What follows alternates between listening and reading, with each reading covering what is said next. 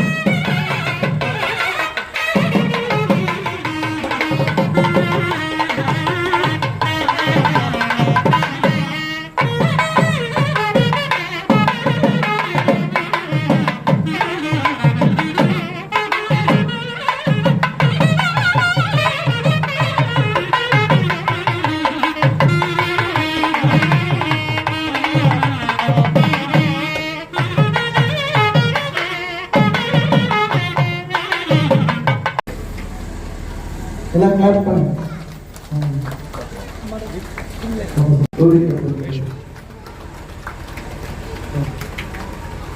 குமாரி Vaishnavi violin Vaishnavi அவர்கள் ரொம்ப அற்புதமாக செய்தார்கள். அவர்களுக்கு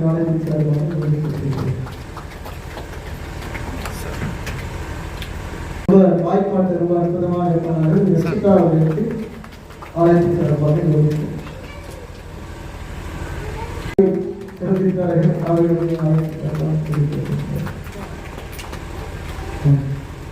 சிறந்தவர் அப்பேற்பட்ட திரு ஹரி சர்மா அவர்களுக்கு நல்ல கிளாஸ் ஹரி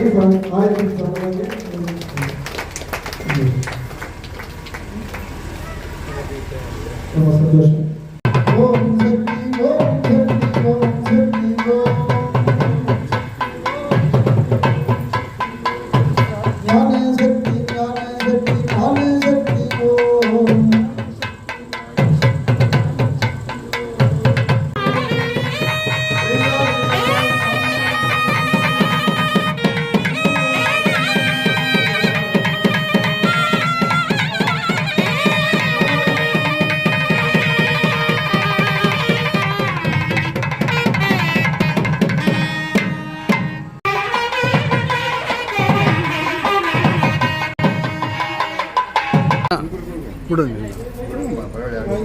வீட்டில்